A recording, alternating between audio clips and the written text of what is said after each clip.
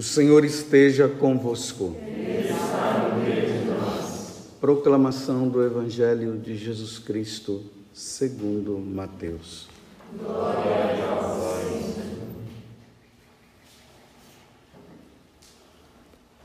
Naquele tempo, disse Jesus aos seus discípulos: nem todo aquele que me diz, Senhor, Senhor, entrará no reino dos céus, mas os que põem em prática a vontade de meu Pai que está nos céus.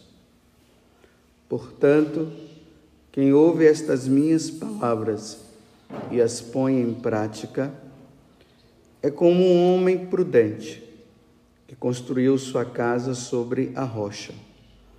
Caiu a chuva, vieram as enchentes, os ventos deram contra a casa, mas a casa não caiu, porque estava construída sobre a rocha.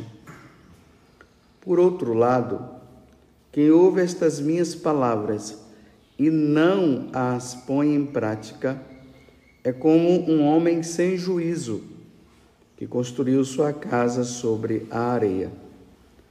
Caiu a chuva, vieram as enchentes, os ventos sopraram e deram contra a casa, e a casa caiu, e sua ruína foi completa.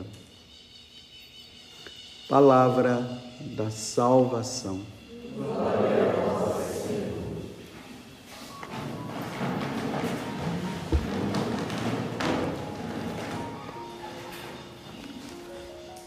Estamos nesse tempo de advento, nos preparando para celebrar o Natal do Senhor, mas ao mesmo tempo com o coração assim bem contrito, esperando a segunda vinda do Senhor, pedindo a Deus a graça da nossa santidade. Tem um santo do século IV, que o nome dele é Efrem, ele foi diácono. Ele dizia que Jesus não quis dizer para nós o dia do seu retorno para que todas as gerações pudessem viver sempre essa expectativa de que o Senhor vai chegar. Por exemplo, se dissesse que o Senhor iria voltar no ano 2030, então as pessoas que estavam lá no passado, estava todo mundo tranquilo, né? Iriam fazer tudo que achava que deveria fazer, quando estivesse se aproximando talvez o momento de morrer, a pessoa ia lá fazer uma boa confissão, né? E mesmo assim, apesar de não sabermos o dia que ele vem, mas também nós não temos certeza do momento da nossa morte, mas muitas pessoas iriam fazer isso. Então depois, quando estiver perto de eu morrer, aí eu resolvo a minha vida. Então Jesus deixou essa interrogação. Eu vou chegar a qualquer momento, nem eu, quero dizer para vocês que nem eu sei o dia, para que todos os povos pudessem esperar. Tanto que na carta de São Paulo aos Tessalonicenses, que foi o primeiro escrito que teve do Novo Testamento, foi a carta aos Tessalonicenses, lá Paulo faz uma severa advertência, porque as pessoas elas tinham tanta certeza que Jesus ia chegar naquele tempo ali, vamos dizer os anos 60, os anos 70, que tinha gente que nem queria trabalhar mais. Ninguém queria mais assumir seus compromissos. Porque Jesus já está prestes a chegar, estou perdendo tempo. Aí é que São Paulo fala, né? Que aquele que não trabalha, então não deve comer. Em outras palavras, os preguiçosos. Era por isso que ele falou isso. Porque viviam aquela expectativa. E ao mesmo tempo, São Paulo já disse, olha, é certo que ele vem, mas nós não sabemos a hora. Então, a nossa vida continua, mas não numa vida de pecado. A vida continua na vida de santidade. Então, o esposo, ele exerce seu compromisso de esposo, a esposa também, os pais com seus filhos, quem Quem quer fazer faculdade deve fazer sua faculdade, quem está estudando deve estudar, quem trabalha deve trabalhar. Todo mundo tem que fazer aquilo que é próprio da sua missão, mas sempre naquela expectativa. Pode ser que ele venha hoje, então vigiai. Eu tenho que vigiar, eu tenho que levar uma vida santa hoje. Eu não posso brincar com a minha vida. E aí nós vamos para o evangelho de hoje, Mateus 7, 21, depois do versículo 24 até o 27. Aqui é a conclusão do Sermão da Montanha. Do Sermão da Montanha, que começa com as bem-aventuranças, lá no capítulo 5. Capítulo 5, 6, 7 do Evangelho de São Mateus. Um grande sermão. Se você pegar todos aqueles 3 capítulos e for ler, daí o que? Uma meia hora, não sei, uns 40 minutos ou até mais, 1 hora de leitura. Imagine Jesus falando isso. Ainda mais nos tempos de hoje, que todo mundo vive numa correria e já não aguenta mais ouvir sermão. Então, nesse Sermão da Montanha, Jesus coloca para aquela multidão que estava seguindo ele os alicerces para se chegar à santidade, os alicerces para se salvar. Por isso que ele termina, a leitura de hoje começa dizendo assim: nem todo aquele que me diz Senhor, Senhor, entrará no reino dos céus. Está vendo? Nem todo aquele que me diz Senhor, Senhor, entrará no reino dos céus. Olha os sermões mentirosos que surgem por aí, que todo mundo está salvo, que todo mundo vai se salvar, independente do que você faz ou não, no final todo mundo vai se salvar. Ele está dizendo, nem todo aquele que diz Senhor, que me diz, né? Senhor, Senhor, entrará no reino do céu. Então Jesus já está dizendo aqui que nem todo mundo vai se salvar, não. E é nesse sermão que Jesus fala do adultério. É nesse Sermão da Montanha que Jesus fala da porta estreita, que a porta larga ela é aquela que as pessoas entram e se perdem e não se salvam. E ele diz que é essa porta que as pessoas entram mais. Mas para entrar no céu tem que ser pela porta estreita. É nesse Sermão da Montanha que ele recomenda que nós demos o bom testemunho, porque nós precisamos ser luz. Nós que somos seguidores dele. É nesse sermão que ele fala que não se pode ter amor ao dinheiro. Ou você serve a um, ou você serve ao outro. É nesse sermão que Jesus diz assim, que se você pecar com os seus olhos, ou seja, se você olha para uma mulher, e claro, uma mulher olha para um homem e concebe os desejos no coração, ele diz, já adulterou, ou seja, já pecou. A pessoa não teve nada, não tocou, não abraçou, não fez nada, e ele está dizendo que só em pensar e deixar a coisa acontecer aqui na cabeça, ele diz que já pecou. É nesse sermão que Jesus fala isso. Olha, provavelmente muitas pessoas nos tempos de hoje, se Jesus estivesse no púlpito fazendo essa pregação, eles iam dizer que Jesus é muito bravo. É bravo esse homem. Veja que não tem misericórdia. Como pode uma coisa dessa? Eu não aceito isso. Se ele está dizendo que nem todo aquele que me diz Senhor, Senhor, entrará no reino dos céus, mas os que põem em prática a vontade de meu Pai que está nos céus, é quem põe em prática, é quem ouve e põe em prática. Portanto, quem ouve estas minhas palavras e as põe em prática, é como um homem prudente que constrói uma casa e tal. Em outra passagem, Jesus vai dizer o seguinte, que essas pessoas vão se apresentar diante dele e vão dizer, mas Senhor, eu preguei no seu nome, eu fiz isso, fiz aquilo no seu nome. Aí ele vai dizer, afasta de mim, eu não te conheço. E aí que ele fala, né? Ide para o fogo eterno. Por quê? Ouviu e não praticou. Vocês sabiam que hoje na igreja, porque aqui ele está falando para aqueles que têm uma caminhada de igreja, porque para rezar tem caminhada. Vocês sabiam que hoje na igreja existe isso?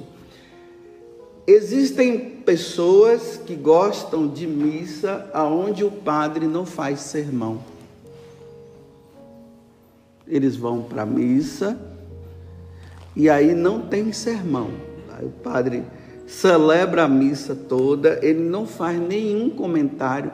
Às vezes o sacerdote chega ali, se senta, né, faz a leitura do evangelho, proclama o evangelho, se senta, aí faz aquele momento de silêncio, não fala nada.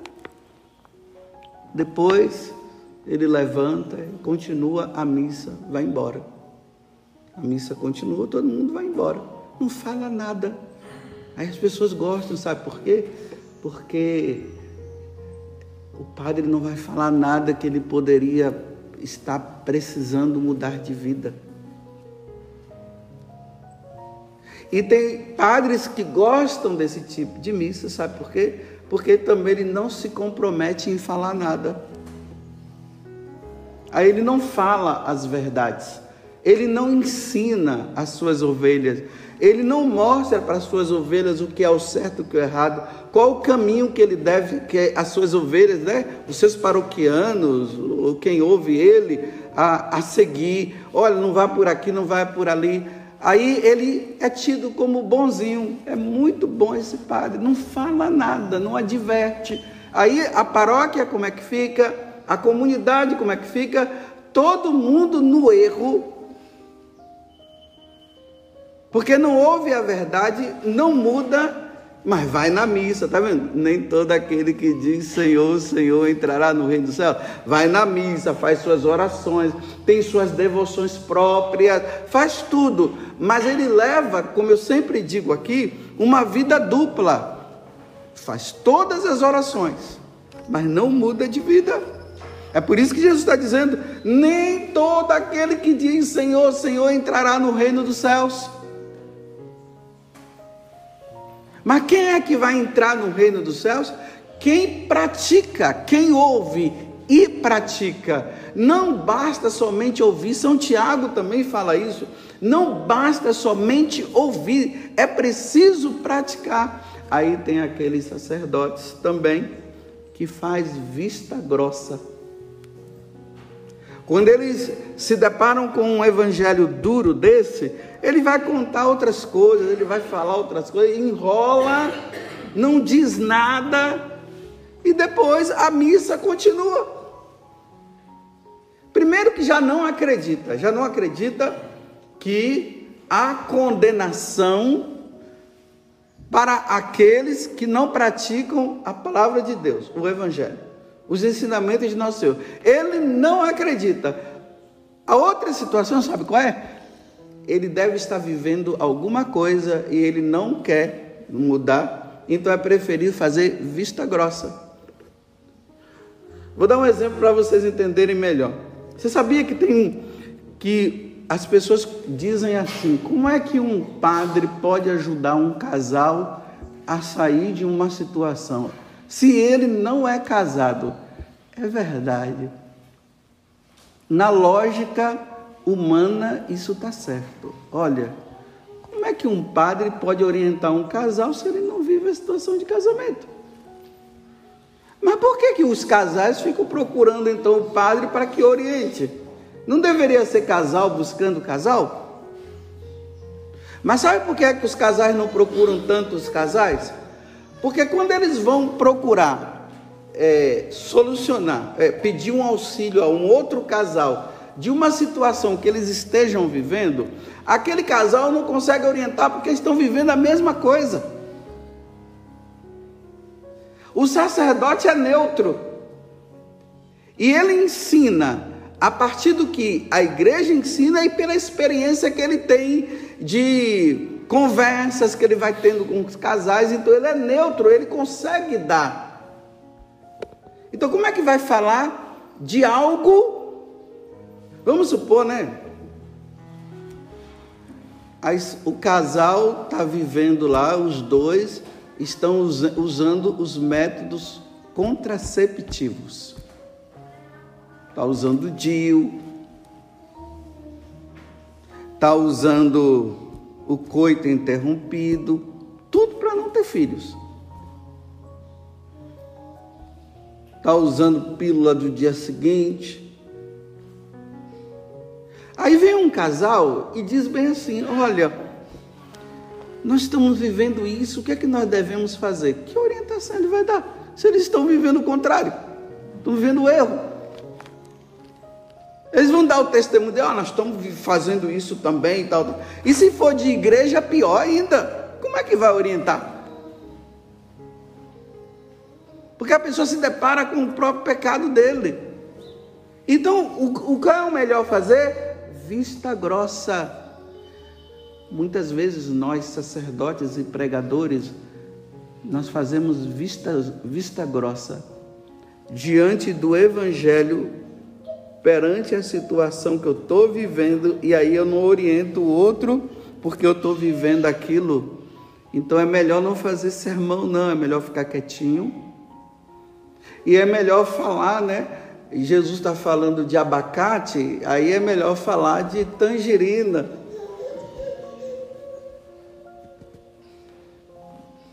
Mas não fala do abacate. Vamos supor, né? Olha, não comam abacate, porque o abacate faz mal. Ele está comendo o abacate. Então ele fala de tangerina. Nossa, as tangerinas são tão bonitas, são redondas, é bom de descascar, é boa de descascar. E não fala a verdade. Aí o que acontece? Se perde. Por falta de quê? De conhecimento.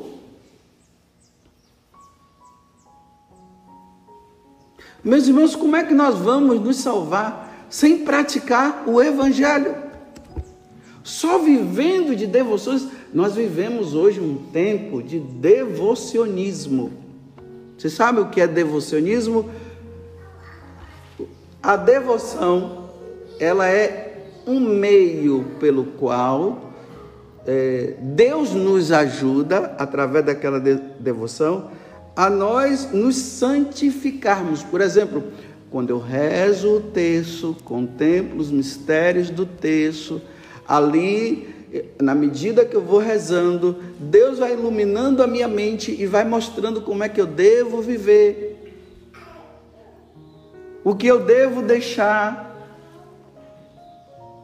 A pessoa que tem devoção, né? Aí tem gente que fica dizendo assim, do Padre Pio, né? Padre Pio que escolhe as pessoas, né? Tem gente aí tudo orgulhosa dizendo assim: Padre Pio me escolheu, agora eu sou filha dele.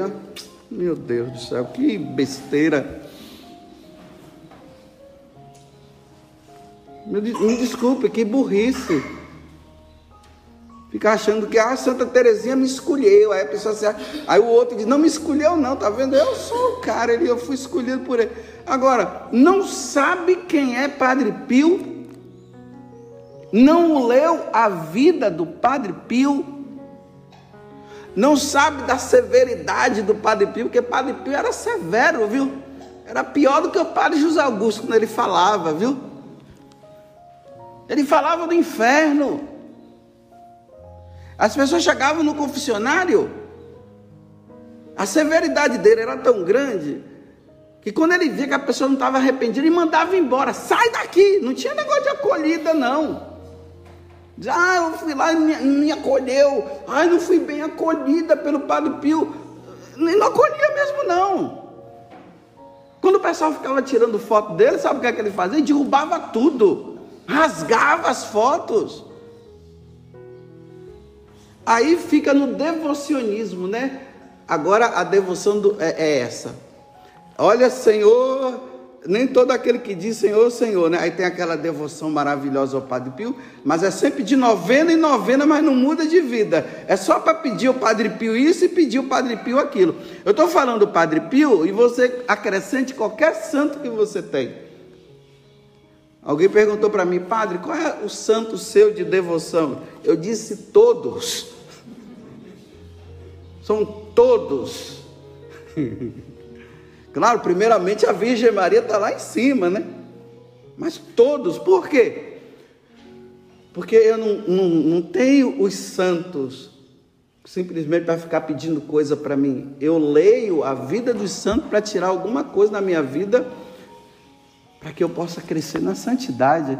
Se ele conseguiu ser santo dessa forma, olha Santo Inácio de Loyola, no processo dele de conversão, ele leu a vida dos santos e ele diz assim, se eles conseguiram ganhar o céu, também vou. A gente não ficou dizendo, fazer novena, vou fazer também. Entenda uma coisa, eu não estou excluindo as novenas, viu?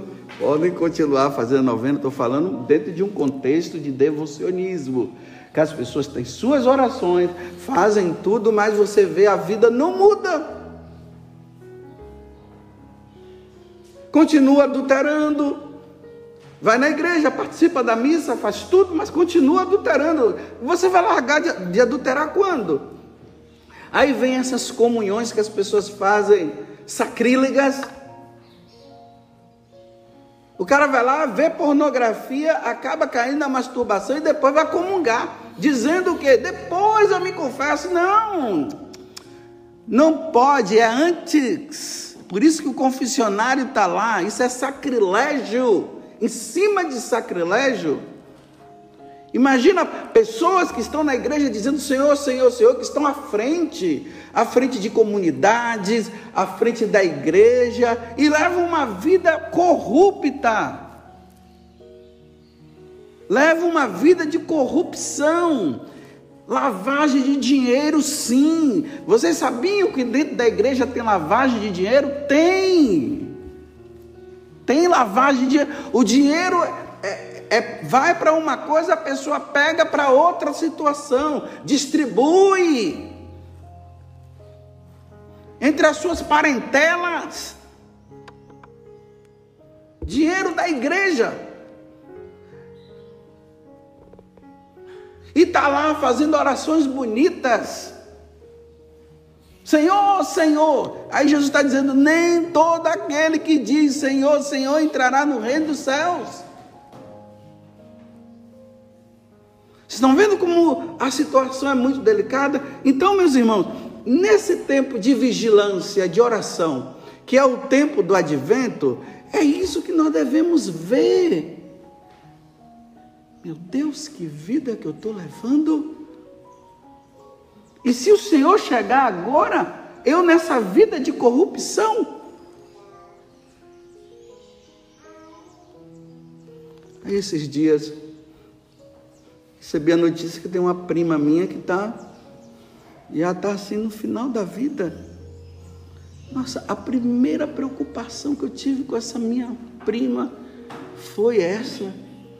Meu Deus, ela precisa receber o sacramento da unção dos enfermos, porque a vida que a minha prima levou até agora não é uma vida boa. Tudo indica que minha prima não vai passar do Natal. Imediatamente eu liguei lá em casa, falei com meu irmão, com a esposa dele, fala lá com o padre, para o padre ir lá, para dar unção dos enfermos e atender a confissão dela. Passou um dia, aí eu fui procurar saber, graças a Deus o padre foi lá, atendeu a confissão, deu a unção dos enfermos, deu a Eucaristia para ela. Mas, meus irmãos, você vai esperar esse momento para mudar de vida? Ou nós já temos que mudar de vida agora? A gente vai ter que colocar em risco a nossa salvação vai esperar um câncer chegar e os médicos dizerem assim, não tem mais jeito. Morfina para lá, morfina para cá. Chega um momento que a morfina não faz mais efeito. E aí você chama um padre. Agora. Não, meus irmãos. Nós deveríamos estar numa vida de santidade tão grande que até no momento desse, entre aspas, só para brincar assim, né? Mas falando a verdade, que nós não precisaríamos nem de um padre mais, tamanha a vida de santidade que nós estaríamos levando. Mas chamar padre em último momento em socorro, aí você procura padre ali, procura padre aqui, e o padre não tem tempo, nós não estamos tendo mais tempo não.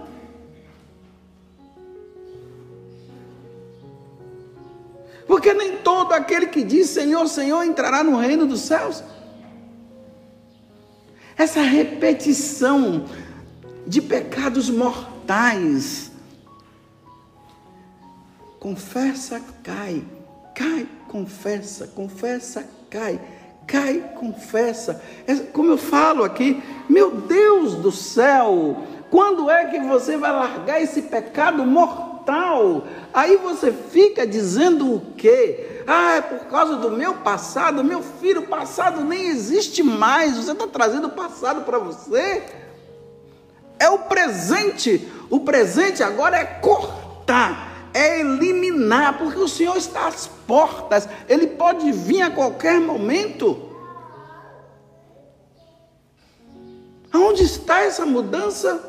Eu repito, nós que somos de caminhada, aqui não estou falando só quem é da canção nova, não. Nós que somos caminhada, todo mundo está na caminhada. Os pecados nossos deveriam ser esses que fazem parte dessas fragilidades humanas que nós temos. Aí a Bianca que está ali vem e me tira a paciência. Esses pecadinhos que acontecem assim, essas coisinhas, para nós não.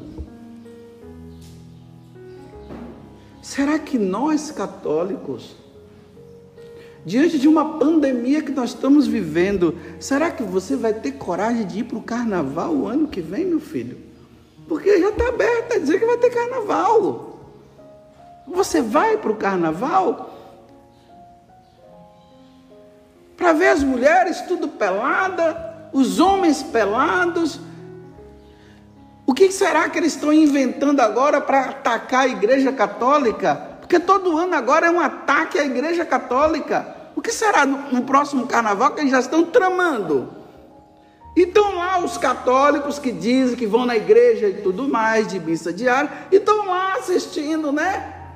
A coisa rolando lá e dançando de cá, a cervejinha na mão, e bonitinho dançando, e vendo as mulheres peladas e tal. Aí depois, na quarta-feira de cinza, tá tudo lá com cara de hipocrisia, achando que aquela cinza vai resolver alguma coisa na cabeça dele. Não vai resolver aquela cinza, não. Aquela cinza é só para a gente lembrar que nós devemos levar uma vida santa. Você levou uma vida de desgraçado da sexta-feira até a terça-feira, e agora chega lá, a maior cara de santidade, para o padre colocar a cinza na cabeça, não resolve não, meu filho. O que resolve é a conversão. Aquela cinza só vai resolver para quem não foi. É para quem não foi que aquela cinza vai resolver. Aí todo ano assim. Aí termino agora, viu? Aí depois passa um mês, aí tudo contagiado com o vírus, porque vem gente de outros países, aí agora fecha a igreja. Fecha a igreja, não pode abrir a igreja, porque não pode ficar todo mundo junto, não pode ter aglomeração, aí as pessoas não podem, aí mais uma Semana Santa sem ter, E os padres, bispos com medo, porque os decretos já colocaram. Que sem vergonhice! Nem todo aquele que diz Senhor, Senhor entrará no reino dos céus. Não é possível você chegar e ver um sacerdote no carnaval, o ministro da Eucaristia no carnaval, a catequista no carnaval. Não é possível, meu Deus. E são esses que dizem assim, que o inferno está vazio, que ninguém é condenado. Vai perguntar para ele para você ver.